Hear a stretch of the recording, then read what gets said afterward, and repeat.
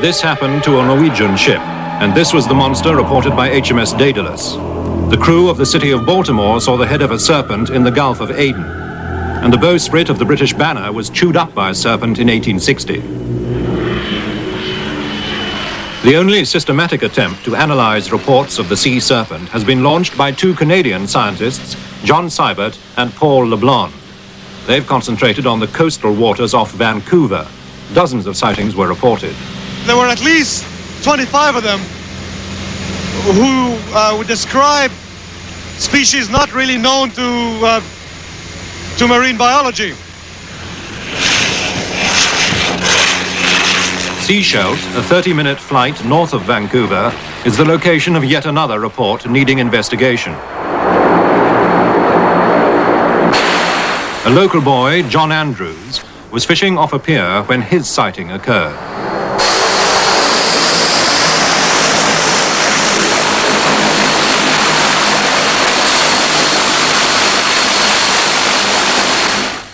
Could you tell us exactly what it looked like? I guess it looked pretty much like a long snake-like thing with fins on it. And at first sight of it, I saw a head about 1.5 feet long, about 8-9 inches wide. And it had large cat-like eyes, and they reflected light like a cat's, and they could move in opposite directions. One was looking at me and one at the bottom. And then I noticed that it was about the thickness of my thigh, almost a foot around. The body of the animal? Yeah, the body itself. And it was, after it had swum underneath me, I noticed it was probably about 40 or 50 feet long. Did it have fins? Yeah, it had 2 in the front, 2 in the back, and it swam undulated, like up and down instead of side to side. And it swam right under me. It's difficult to say what kind of creature John saw. It certainly doesn't match well with any kind of known mammal or any kind of known fish for that matter. The long snake-like body suggests that it's not a mammal, but its up and down undulation motion is typically mammalian. We found that there were about 3 main categories of strange animals which had been reported. One of them was serpentine, of the kind that John Andrews described to us. There was another one with a long neck and rather coarse hair of like coconut fibers, as it was described by one witness. And a third category also had a long neck, but was sometimes mentioned to have a mane, and sometimes also mentioned to have horns, with a head looking like that of a sheep or like that of a giraffe.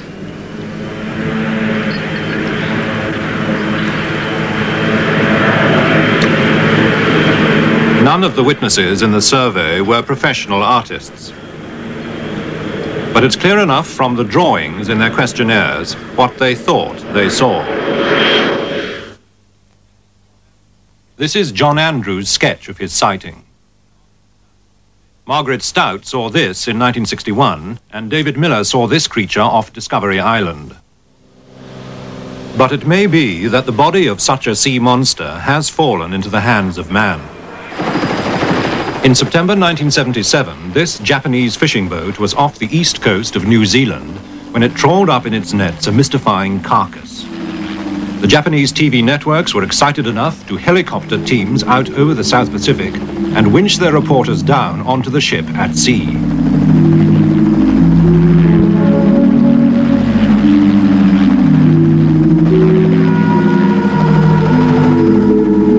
On the deck of the Zuyo Maru, the skipper talked to journalists. On April the 25th at about 10:30, we noticed something big caught in the nets.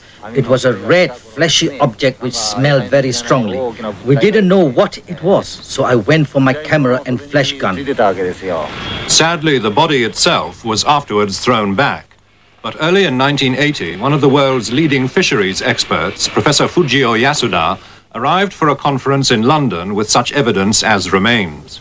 This is all the evidence about the unknown creature dredged from the sea by the Zuyo Maru off New Zealand on the 25th of April 1977. These photographs were taken by Mr. Yano of Taiyo Fisheries. The real half of the body was rotten and dropped off. As you can see in this photograph, the surface of the body is covered with a fat-like substance. This is the drawing made by Mr. Yano after measuring the creature.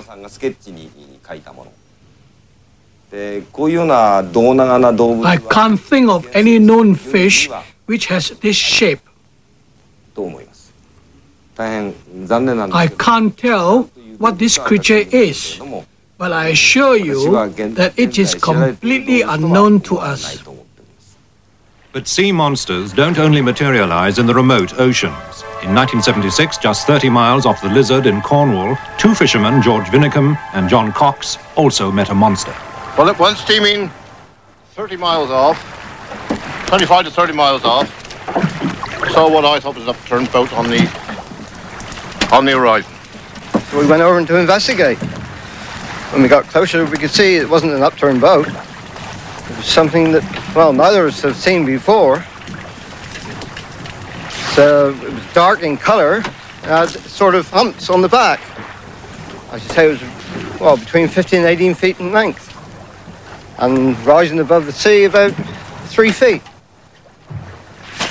It was a flat, calm day. There was no disturbance on the sea at all.